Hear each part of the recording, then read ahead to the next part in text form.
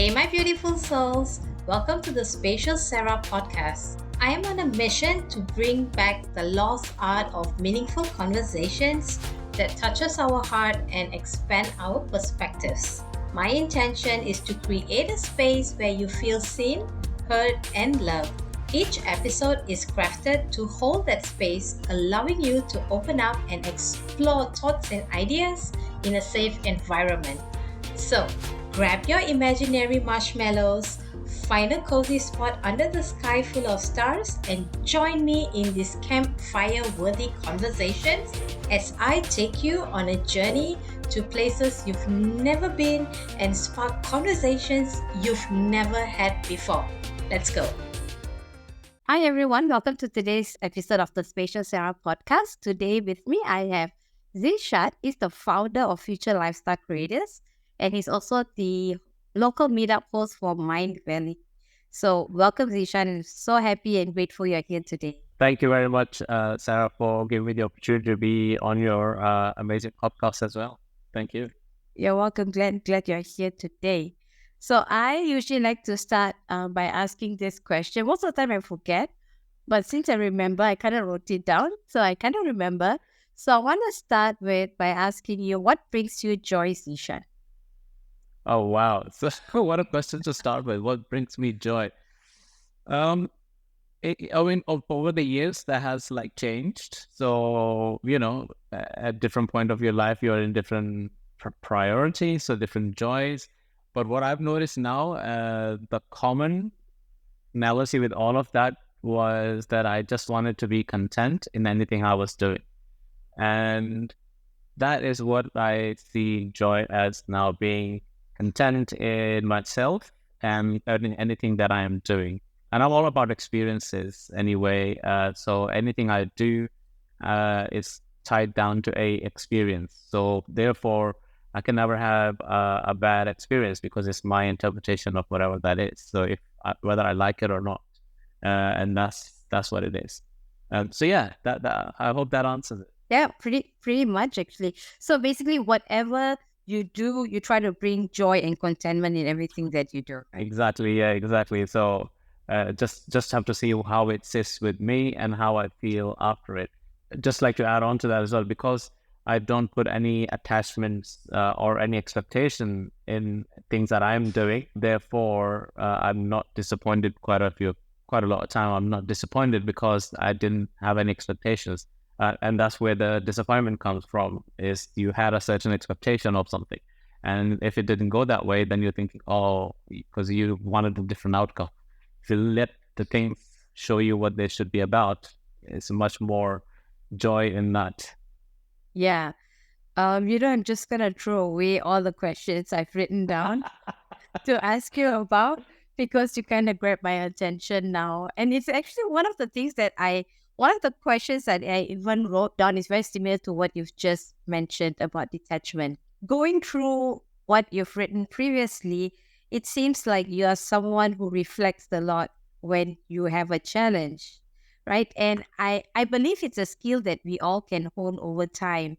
And because you mentioned about detachment, I think detachment is something that it's a skill that we got to practice. We are not born with it, right? Because as human beings, we are attached to things. It's because of our school, our education, culture, and things like that, right? So for you, how did you learn to be this way, to really be detached? Because for me, I had to learn painful lessons like heartbreaks and betrayal and cheatings and all that in order to be detached. So what is it like for you? Oh, wow. Yeah, I would say, I didn't have it easy. So all those things that you mentioned, handprints and everything, I had my fair share of it as well. But I've been always an optimistic person. So, I always have an optimistic outcome of the life. So even though if something is going not correct, I will look at it, okay, what has this taught me?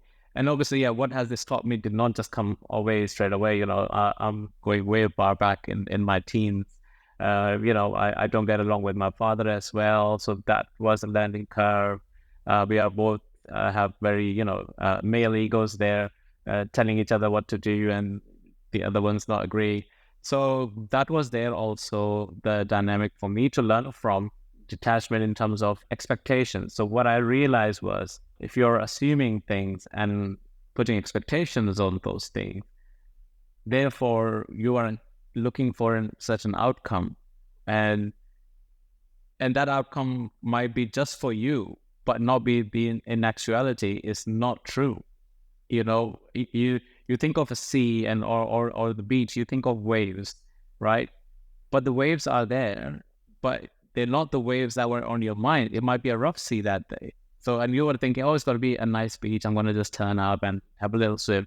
But maybe it's not that nice beach at that day because the waves are rougher or stronger. So that again, and then you go home disappointed. Again, that was your expectation, and that's why you were disappointed. But if you were go to the beach with with no expectations, say, okay, I'm going to turn up to the beach. I would like to do so and so and so, but I will see what the beach is like today. There, you already detach yourself from all the outcomes of negativity that it might go wrong, but you've let it open to come what may, and then I will decide, and then I will take it as what it is.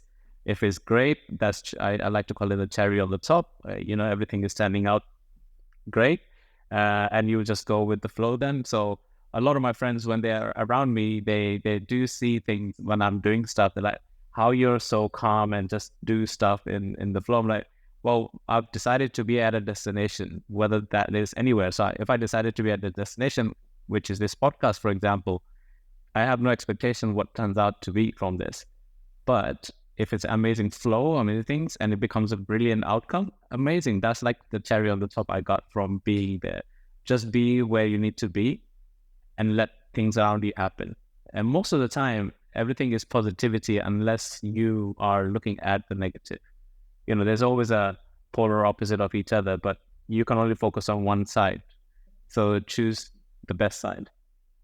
Yeah, I agree. But I also want to ask you this. How do you then draw the line between detachment, like going to the beach, for example, and not having attachment to the outcome? I think that's my painful lesson this year. I realized that I'm the process, never the outcome. Like I'm the effort, never the outcomes. That's a painful lesson for me. But I'm also surrounded by people who always prepare for the worst. So how do you then draw that line of being detached to the outcome versus anticipating and expecting the worst to happen, and then the worst does happen? How do you differentiate that then? Well, I think, wow, I mean, I also prepare for the worst. I think this is the human nature anyway, because it's built into us from the caveman early times. That's our safety mechanism, right? Obviously, at the now in the current time and era, it's not really needed 100%, but the mechanism is still built into us. So what it does is now it still needs to somehow protect us by thinking of the worst things that can happen. Early times, we needed that protection because the bush is moving. There might be a lion behind or a tiger that will just pounce on us and eat us. So we needed that mechanism to be alert, right? Oh, worst things can happen.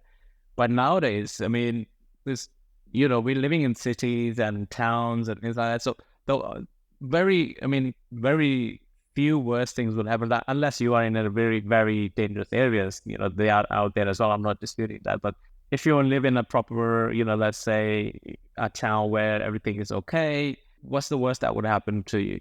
Right? You will lose your keys maybe for the house, a flat tire, the first world problems that they like to call it sometimes. Again, that's the perception of, okay, if you're thinking about it all the time, that will happen. That will happen. I'm a firm believer of the more you run away from things, the more those things happen to you. And this is something I learned very, very at a young age. So maybe I was, I think, 14 or 15. I learned at that time. The more I was running away from things that I didn't want to be around, the more I was in those situations. And the day I accepted it that I was at a situation I didn't really enjoy because I was still thinking of negativity, but I just dealt with it. It stopped. Those things stopped happening around me then, because I was just like, okay, if somebody goes, yeah, I need to go there, XYZ, I don't really want to be there. I'm like, well, okay, if I got nothing else happening, I'm going to support my friend to be there with him. Yeah. So I turn up. It turns out to be a great day because we will go there because I've already changed my mind to thinking, okay, it's going to be a great day when I'm there with him. I don't like the area we're going, but it's going to be a great day because I'm with my friend. So turn it into something positive. I hope that answers the question because you can, I think I'm taking it back to the focus. Where do you want to focus? I can be walking around and think that somebody might rob me, which is a possibility, right? They can. I have been robbed a couple of times. But do I let that affect me? Maybe I was affected for 2 months, 3 months. Like I was looking over my shoulder. I was like agitated. But after that, after a while, I was like, it was supposed to happen that time. Yeah. It's that I am safe. And I, all they took was my phone and a wallet. That's it. So that's material stuff. I am safe. I'm here with my family. They got to see me again. And all. So you find that, balance of what's the positive side. Negativity is always there. Where there's sun, there's going to be rain as well because it needs rain for the appreciation of sun after, right? So we need those little adversities in our life so that we can appreciate life as well. Otherwise, you might be just bored all day because everything is good. Yeah. I totally agree on that because I see people who they just prepare for the worst. Like for you, you came to realize, so you have that awareness. But for many people, they don't have that awareness and they just go down that rabbit hole, and it's just sad because there's really more to life. But exactly like what you said, yes, there's polarity, but every polarity there's also the good and the bad, right? And I don't think it's bad. It's just a challenge, or it's just the two sides of the coin. That's it. Exactly. I agree 100%. So that the two sides of the coin, I love that as well because, when you flip a coin, you're either going to get tails or heads, right? Now, if you kept thinking of heads, and the tail comes, you are disappointed then, right? Because you wanted the other side. But let's say you didn't have to choose a side. And then you're like, oh, let me see what comes.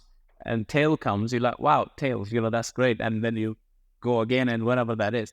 But it's that, I think, the awareness that you just mentioned there. Yes, I mean, I used to be, I'm not saying that, I can do these things. It's a process that I had to go through and learn. But being an optimistic person was actually what helped me more. I think, and I believe it actually guided me to reflection as well. So I do reflect a lot. So if I feel, and you'll notice in my vocabulary, so I'm using the word feel quite often. I will use that. And it's only because everything that you are doing in the world is the feeling first. There is nothing else apart from how you feel first, and everything else is a reaction and action from it. The thought also that you have is an occurrence after what you felt. So the thought didn't just appear out of nowhere. It was an energy to your brain from what you felt, and the brain then had to process it and tell you something. Okay, do this. So actually, I'm not happy here. So whatever that is what you're feeling. So yeah, tuning into yourself and intuition. And I think I started doing that very early on in the age. Just because, just like as you mentioned, I went through adversities, but then I think I was quite attuned to myself. So I started going inwards quite earlier on. So it's to look at ourselves rather than look at the world, what the world's doing for you. Is what I can do for the world whilst I'm here. Yeah. I haven't diverted the question as well. No. It does connect because I kind of get the picture of what you're saying. What was your turning point? Like, what was your turning point? How did you become this? Like, because you mentioned it was something up in your teens. So for you, what was that turning point that you felt like, shit, I have to change the way I feel now? And that's how you started changing your thoughts and your responses and all. I think, if I had to like pinpoint one turning point, I would just say it was, I would say, the people around me, right? So obviously I come from a South Asian background. So my dad's Bangladeshi, my mom's Pakistani, I'm in England. So, it's like three different cultures inside. And my dad traveled as well. So we lived in Saudi Arabia, we lived in US and then UK. So there was like culture clashes a lot. And obviously two different cultures in my house as well already from mom and dad. And then South Asian families, they already have these family dynamics. If I have to pinpoint it, is when these aunties and uncles are getting together, they just gossip. They just gossip.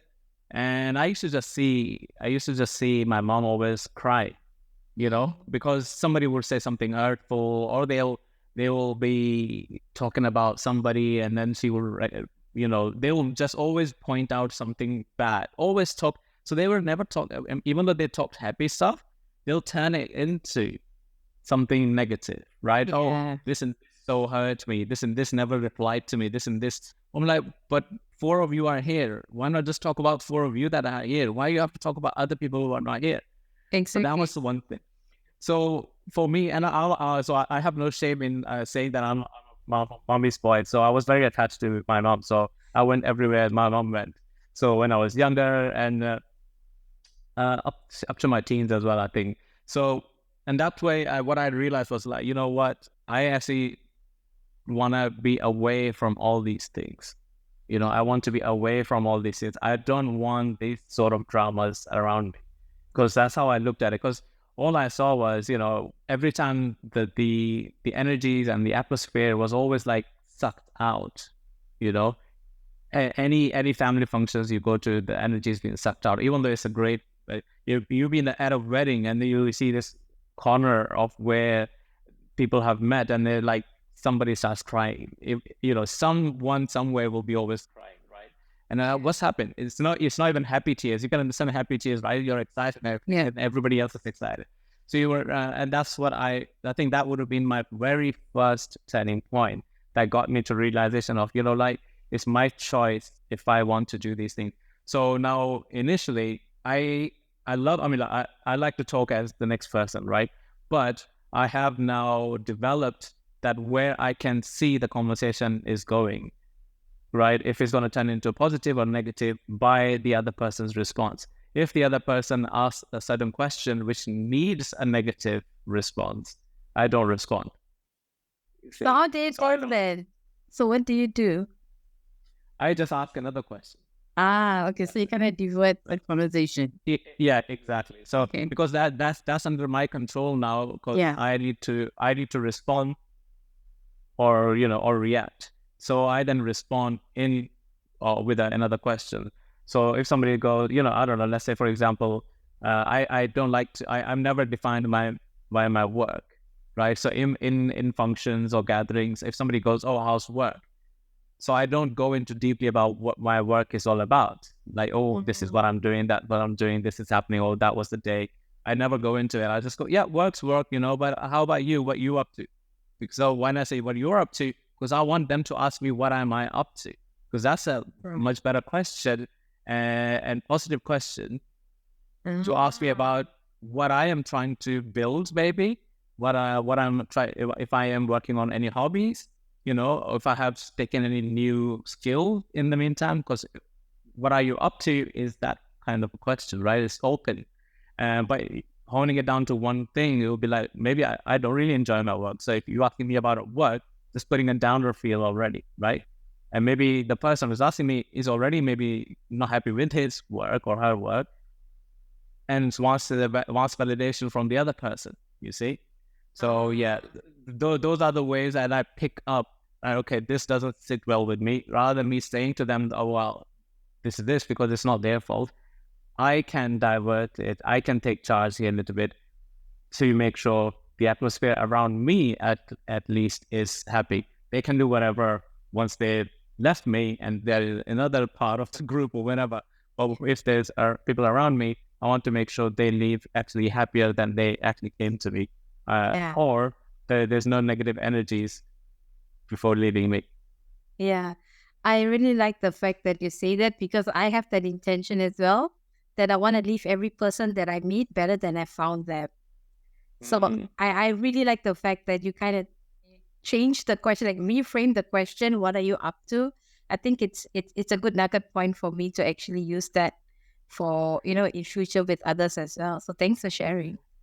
No, you're welcome. Because I did answer that as well, right? So like, oh yeah, work's work. Yep. But what are you up to? So now they have a choice of continue talking about work, and if they do, you can still switch around. What else are you doing apart from work? So you still, yeah. So Yeah. trying to find out if they have any hobbies or things like that, and you try to just then talk about that stuff. For me, instantly anyway, I mean, people love to talk about work because some people love to be defined by it. Yeah. You mentioned about, I think to summarize what you mentioned, it basically talks about community. The people that you hang out with is so, so important. What's your take on that?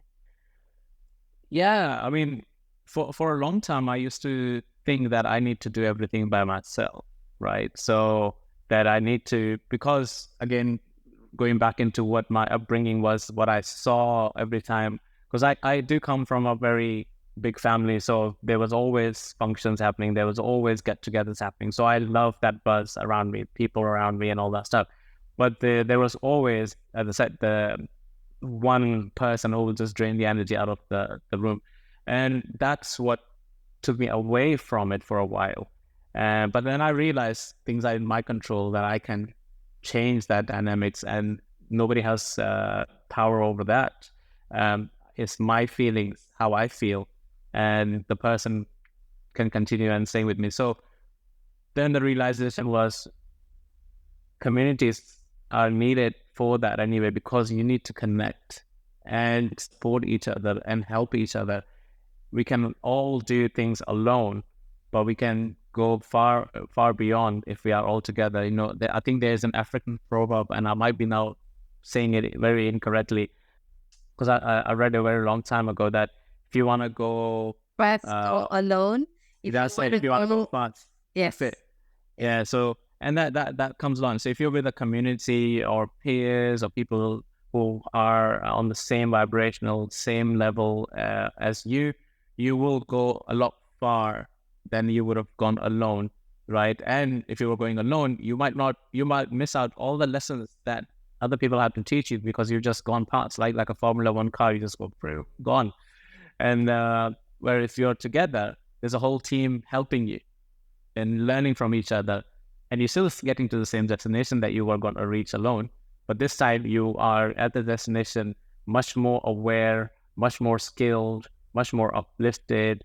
And that's what I think the community is are there for. So always see if you can find your tribe. I'm also a firm believer of creating your own tribe as well. So if you can't find one, you need to create one. I think by design, I'm a creator, because I just create stuff. And if I can't find things that I want to be around, I just start creating it. Like, somebody created this laptop that we are speaking on, somebody created this Zoom, somebody created all these things because they wanted to actually work that way, they wanted to do these things. And, and that's one thing. So maybe I am that person as well. Just need to create stuff. Yeah, whether that works or not, but I just do it. Your joy comes in creating then. Exactly. Yeah. I think there's another quote. Like, I love quotes. Like, I really love quotes. And I think there's a quote that says, if you can't find a way, then make the way, or path the way, something like that. Yes, yeah. I think it's similar. That is actually a good one as well. Exactly. So yeah, make your path if you can't find one. Yeah, I think that actually just reminded me of being if you're being stuck if you're stuck or lost somewhere, and your Google Maps not working on your phone, what do? You start to create your own path. You just have to start moving, right? You can't be stuck in the same place. So therefore, you need to, if you're looking for a tribe that should help you, let's say connect and move forward. If you can't find one, there's nobody stopping you from creating one. All it takes is a message on, maybe, I don't know if people are on Facebook or Instagram, whichever. Just a message out there. Put a message out there, and okay, this is what I'm doing. Who's with me?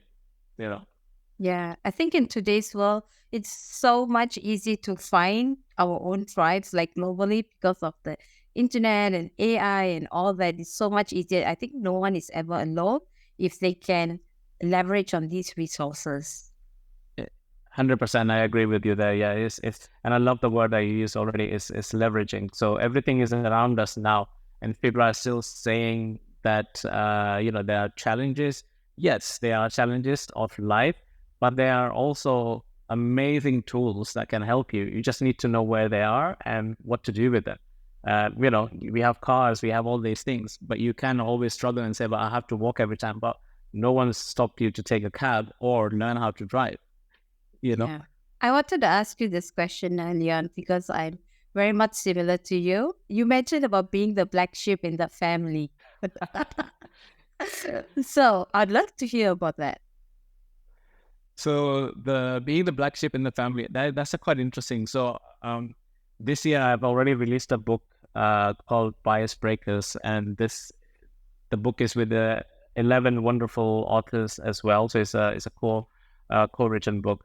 So all 12 of us have written a chapter each. So there's 12 chapters in there, and my chapter is basically finding power in being the black sheep of the family.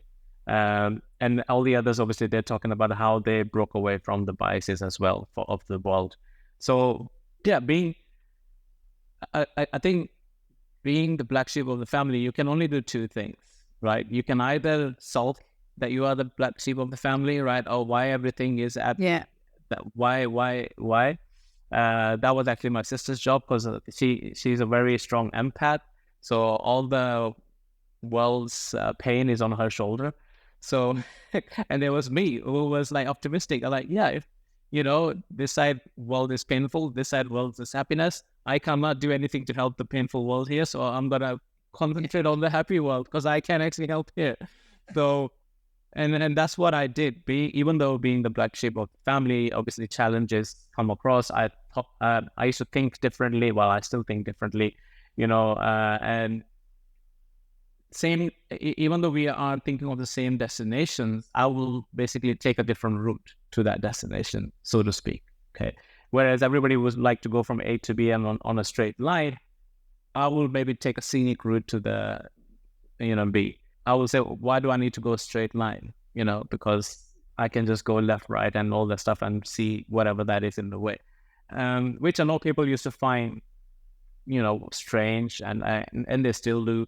And I think I also believe that since beginning, my brain works differently anyway. So when people think, they think in voice and words.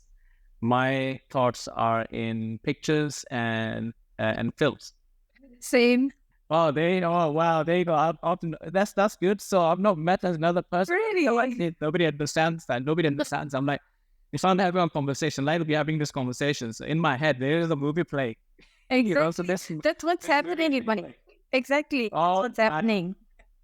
There you go. So you're the second person. So apart from me, I just didn't know anybody else. I'm like, wow, I am straight. So because everybody I will speak to, like, yeah, whilst we're having this conversation, that movie is being played, right? So I used to be that strange kid as well, who would love to know how the movie. If you've been to the cinema before me, you tell me what the movie is all about. And where people are like, don't tell me, I want to go and watch it. I'm like, no, you tell me, because my mind is going to create that movie. Then I want to watch it. Is it exactly the same? So I'm just going in there to just see what my mind created. Does that tally down because of your story? So I think that also made me the black sheep in my family, because I was very visual. I was very daydreamy. Nothing was impossible for me. Where people will go, you can't do this. I'm like, but my mind has already played the movie how it can be done. It's already like done the twists and turns that need to be taken. So it's like the Google map that you're seeing, and it's already a direction and going in this way. It's already showed me that. Yeah. So I can see it. And so those things were challenging for my parents, I suppose. I won't say my dad more like so, and that's what my dad and I never got along. And then people who are listening to this now, I probably will just say, look for the book Bias Breakers. So there's much more detail on there. It's available on Amazon, and then they can, make their own mind up and what they think. If I always say to anybody who's the black sheep of the family, think of it as a superpower, because now you are able to help others, or you are able to break away from what the traditions are in your family. Because otherwise you're just same copy of whatever's happening. You're just taking things forward, which are never yours, Yeah. and that's what I kind of broke away from. Yeah. I think black sheeps are the people who kind of break the generational tree, right? They are the one who changes like whatever suffering or whatever cultural thing that has been happening, that family generation, they are the ones kind of break it and changes the entire course of their generation after that. So that's pretty interesting. Yeah. Thanks for sharing. And yeah, 100% agree with that. Yeah. What's future lifestyle creator all about? Like, if you can share. And how are you bringing, I believe your mission is to bring awareness to the next generation. So perhaps you can share what is it all about? Yeah. I mean, so future lifestyle creators is something that is very close to me from a very long time. Only because, as we were talking already now, so I've been doing quite a lot of stuff from a very young age. Like, I did meditation. I didn't know it was meditation. All I did was just sit in a dark room with my thoughts, right? Sometimes played some music in the background, which was my favorite songs. Turns out that I was meditating. I didn't know that until I became 30, right? So, and because I wasn't part of that world anyway, like when you're in your teens, you're part of different worlds. Society likes to put you in these boxes every time as you're leveling up. So spirituality and all that stuff was like shifted away from, it was not even in my radar. But yeah, so future lifestyle creators, idea is to bring the holistic approach a bit more earlier on in life to the young adults. So aiming from 13, 12, 13 and onwards, so we haven't capped the top, but 12, 13 onwards is you can start seeing it. And when I say holistically, I'm also looking at business side because that's where I come from. I've got a huge business acumen at the background from corporate and sales coaching side of things as well. So I want to also bring that in there, which I was doing in the past as my, I'll say, part-time things at my daughter's school. I was giving, after school activities in terms of how to launch your online stores on Etsy and eBay and things like that. So kids who like to make candles and jewelries or anything like that, so they can make some money out of it and then be able to sustain it as well. So, how can then they sustain the business? And then we can level up into thinking of, okay, now we've got a little business, we are able to sustain into profitability. What should we now look at this business should do to help the universe or the world? So they now start looking at sustainability projects like, okay, prime example I would use is one of my clients. She was doing candles and things like that. Then she realized the stuff she was using for candles, when it came to us thinking of sustainability, was not friendly enough for bees and things like that, because she, in her research, she found that bees, if the bees die, which they are endangered species already, if they die, the world will die 4 years later. It only has a limitation of 4 years. Yeah, I didn't know that as well. Really? So, wow. Yeah. If the bees completely disappear from the world, the world will definitely disappear in 4 years because of pollination won't happen. So there'll be no vegetation after that, basically. So natural vegetation, obviously, unless humans decide to obviously do something. But yeah, and that actually shook her very much. And at that time, she was 14, I believe, 14 years old. So she now went into straight, looking into products that she was using to create candle. And so it became a bee-friendly product now. So her waxes that she was buying, her candlesticks and all that stuff has to be things that are not being used by honeycomb or beeswax and things like that. So she stayed away from, because that's what usually is used in candles. So when she's done that, the side effect to that was that it also became vegan friendly, because now there were natural products in there. And this is one thing then she realized after is like, okay, because she was on a mission to now obviously protect the bees in that. So she's also now included in another whole community which are vegan friendly. So her sales actually doubled after that more, because now she was now expanded to vegan friendly customers, for example, and they were now buying candles because they smells nice and it's vegan friendly, and it's obviously environmental friendly now, trying to protect the bees. And then all that realization, that was a leveling up. So this was my mentorship for like a whole year long with that a young individual. But now then I was thinking, how can we bring this to everybody in the world, right? So as we have internet and everything, everybody should be able to just connect and do this. And the future lifestyle creators came from that. So currently we are working on, I've got a few other coaches. It's just not me doing everything now. So we've got a few other coaches. We've got 7 Habits of Highly Effective Teen being filmed and recorded and edited. We've got somebody also recording on how to pass your exams, being recorded. I think that's going to be a hit. How to pass your exams, because everybody wants to know that.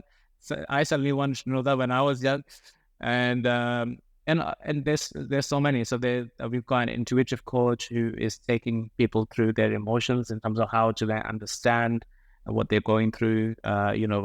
The saboteurs and the good and the bad. So even the bad is not bad. We just label it bad, but it's not really bad. What it is trying to teach you from that bad, whatever emotional habit that you have, and how we can turn it to positive. So that's the aim behind it. So it was trying to bring holistic and business and everything else in between. Some money habits as well. We are thinking to do bring it earlier on in life. So I'm not saying obviously yet kids stop going to school. I have a whole different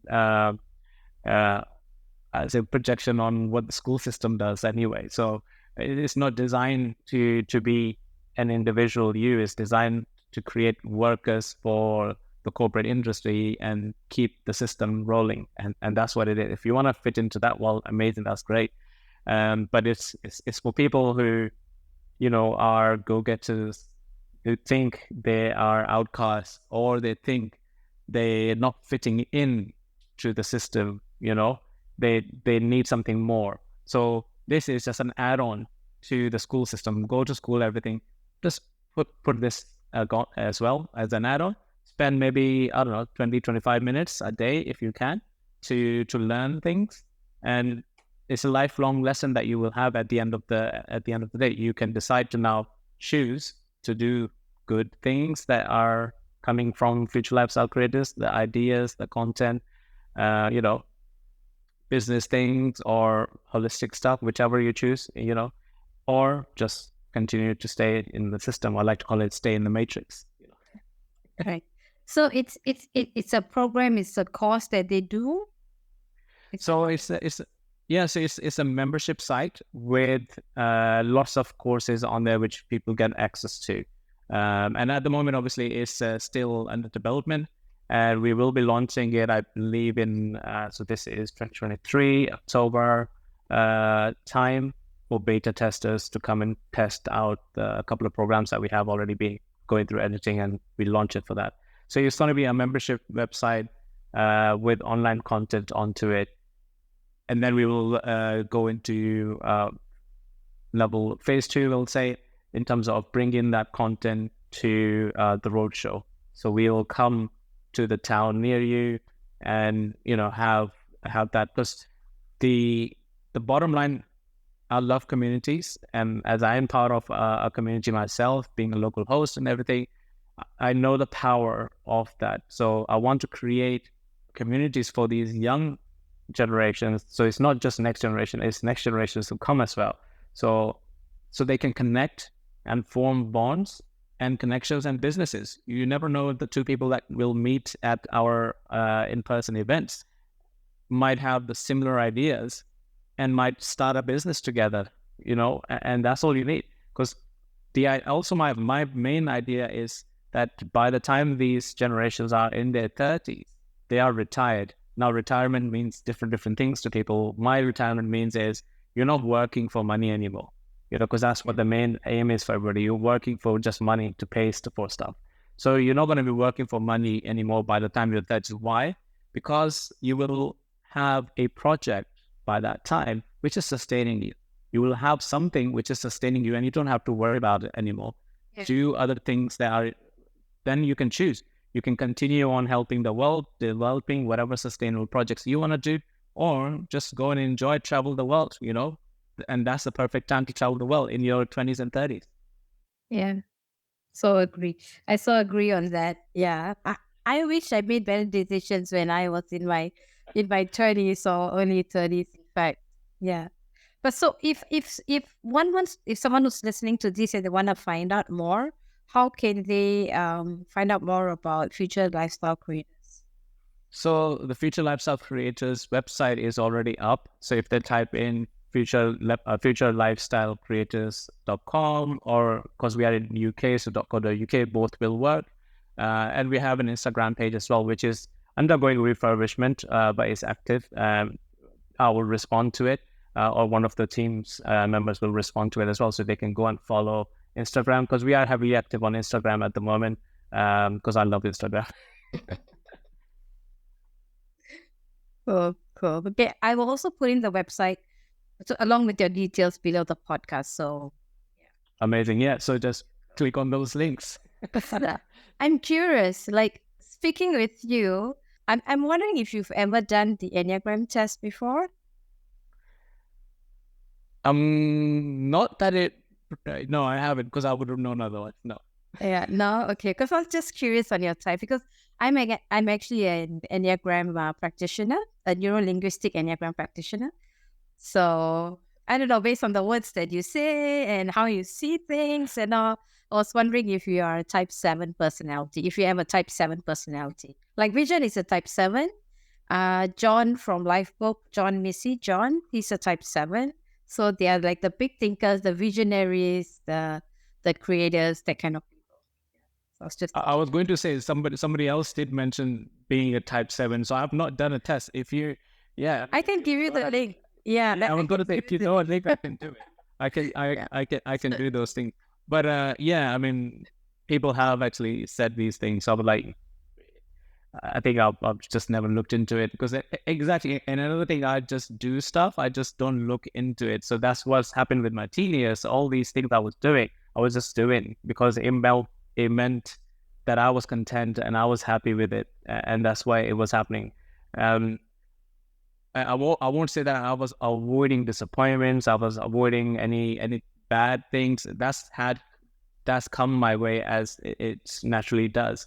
But I always looked at the brighter side of, whatever that is, So I always say, what do people do when they get locked out of the house? Like, let's say you're taking a garbage can outside, garbage outside, put it in your bin, and then you get locked outside. What would people do? Everybody actually panics and they don't know what to do, or, and nowadays you look for your phones to see if you can get, or they'll get back in the house. What I would do is I'll just go for a walk. You see, I'll just say, okay, go for a walk. I've got a cafe nearby. I'll just sit there, or if I have my phone, I'll just ring my other half and say, well, I've been locked out. What time are you coming home? If not, I can just get to you and come back with the key. Yeah. But then again, I have the opportunity that I live in the city. Everything is connected for me, right? So I will still not panic. But I do see people who just panic. Like, oh, I don't know what to do. I don't know what to do. I'm like, yeah, that won't be me. So if this house is on fire where I am now, I'll be the calmest person walking out, not running with mud stuff. So that's the ability. I don't know if it got built after, I guess, right? Yeah. For some people, it comes naturally, but for some people, it does happen. Michael Bernard talks about the Kensho and Satori moment, right? So probably for you, it was built up over time with your experience, and also Mohana, Satori kind of growth by realization or spiritual growth, those kind. So it does make sense, actually. Yeah, exactly. But again, that as I said, I mean, it was doing things without just knowing what I'm doing, and before you know it, I was like what I am now. Yeah. What inspired you to start your Tuesday Talk podcast? That's a quite good question, and thank you very much for asking that. It's and the Tuesday Talk's been going for almost 3 years now on Instagram.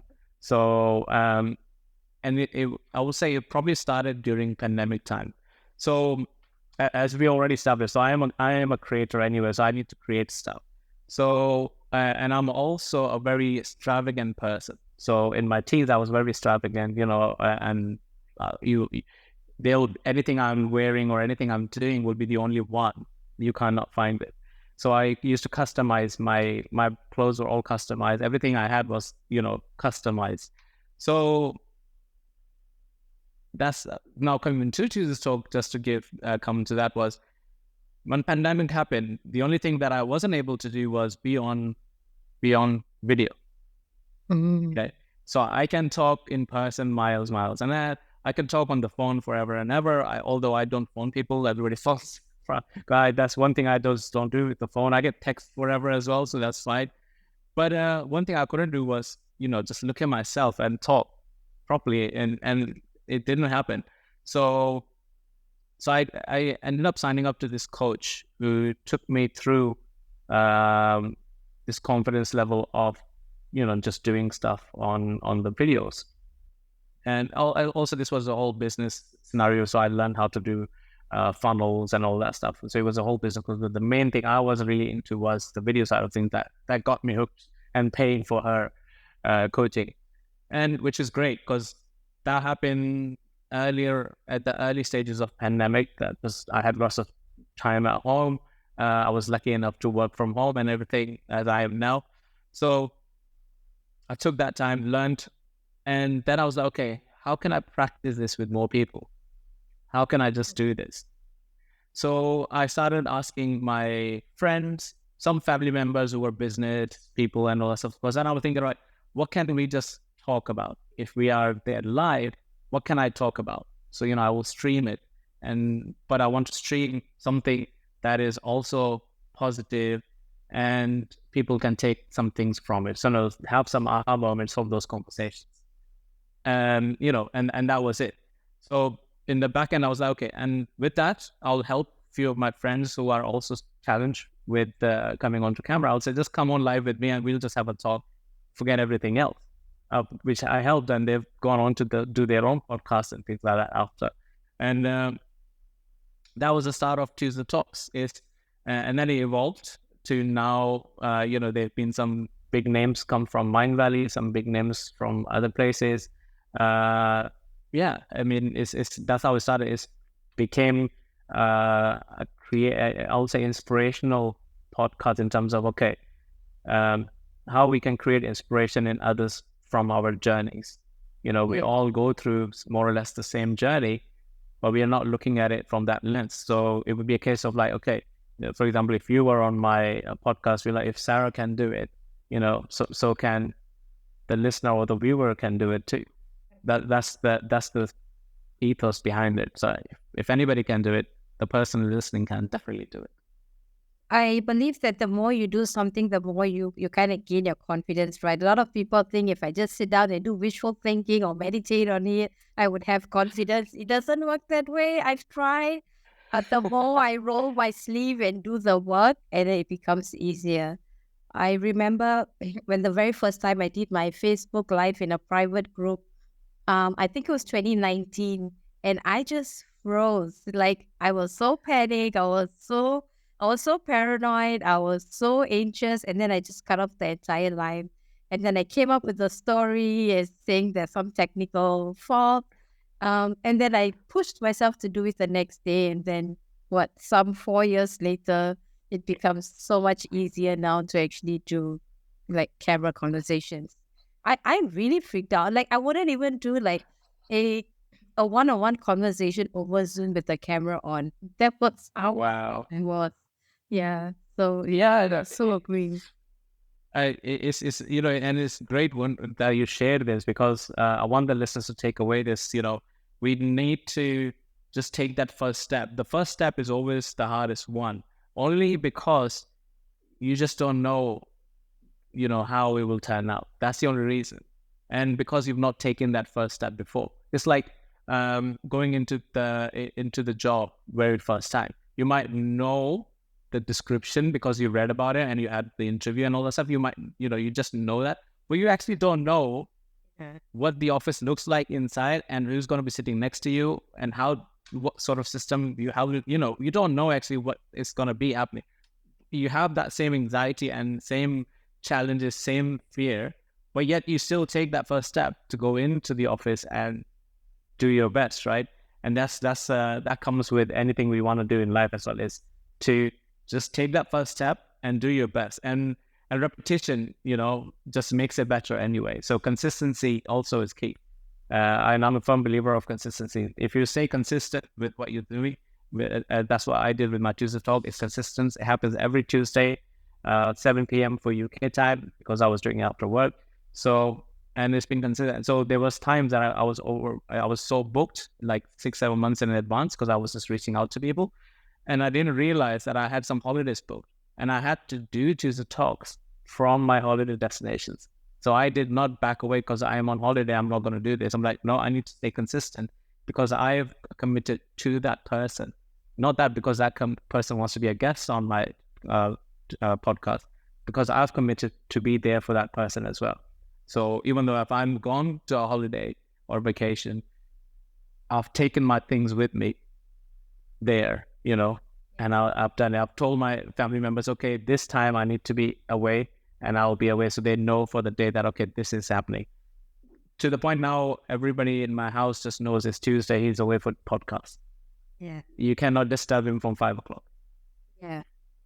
There's this guy I follow on LinkedIn, and he says that he writes a blog post and it comes out every Wednesday at 8 a.m. or something like that. And he says that my blog post is not ready because it's 8 a.m. It's not that I'm doing it because it's Wednesday. It's because I've promised me the commitment. That's why I'm doing it, So I found that really interesting about commitment. And when I started the podcast, I think my first episode I recorded in April, like 4 episodes straight. I recorded in April, but it took me more than a month plus, close to 2 months to edit it because I didn't know how to edit. I didn't know how to use all the softwares and also edit. And then finally, when I learned, and then I didn't have guests. And then I tried to do on my own. Then I realized I didn't enjoy doing it on my own. I enjoyed more having a conversation. But I had one friend who listens to my podcast every single week. So I felt so committed. I was like, shit, if I don't do it, then I kind of like taking back my words or promises to this person. Like, there's someone who's listening, who's waiting to listen, and I cannot disappoint them. So that's when every week I made sure like my podcast is ready to go out on every Wednesday. And then I think for the next couple of weeks I didn't have guests, so that's when I went to the group and posted, "Hey guys, I'm looking for guests," and things like that. Oh my god! So I think I'm like fully booked for at least for the next 2 months. Like, I have people coming in to speak. So yeah, the power of commitment is so important. Yeah. Exactly. And I love that you shared this as well, so listeners should take that away. You need to, you're committing it to yourself first.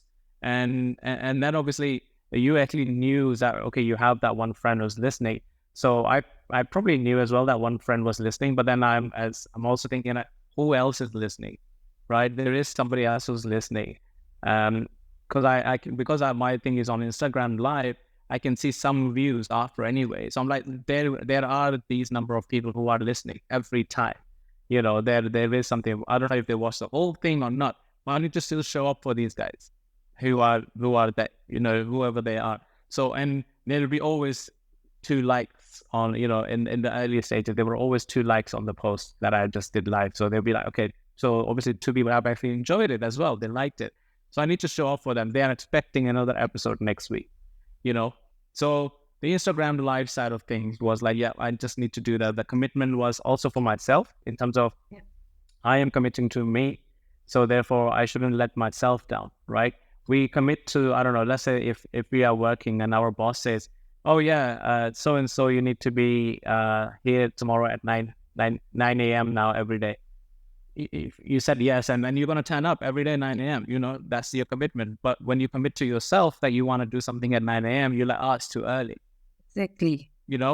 So it's the same process. Like, so you're not valuing yourself, then you are valuing somebody else. So it's a case of like recognizing that, okay, I value myself enough to actually do this for me. And if it turns out to be amazing and it's helping others, that's, again, as I said it earlier on in the podcast, there's a cherry on top after that.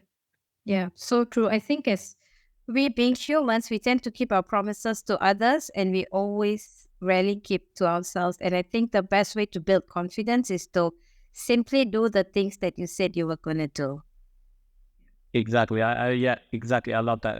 That's the simplest way to say it. Yeah. Cool. So I guess we're almost wrapping up. Just want to ask you the last two questions. What's your message to the world? Oh, I mean, so the message to the world would be, whatever you're thinking of doing or whatever you love your world to be like, whether that is, whatever that is, anything that you want your world to look like, you have to take that first step for it to happen. The grass is always greener on the other side, but hey, if you have a grass on your side and you just need to water it, just water it and it will be green as well. The only reason the grass is greener on the other side is because they're looking after it, right? And you are seeing it. Stop looking there. Look at your own garden. Look at your own garden. Take those actions. Commit to yourself that you're going to water it every Tuesday, 7 p.m., for example, and then the grass will take its shape. So be consistent and take action to what's next. What do you want to do? I like that you talked about the grass. I always tell me the grass is green. It's like, no, the grass is never green on the other side. It's greener wherever you water the plant. So there you go. So true. Yeah. So the final question, where can someone find you if they want to know more about you? Where can they find you and how they can get in touch with you? So the best way to get in touch with me is via Instagram, because I am heavily active on Instagram. So my handle being I am Zishan Official, is spelled as Zishan. I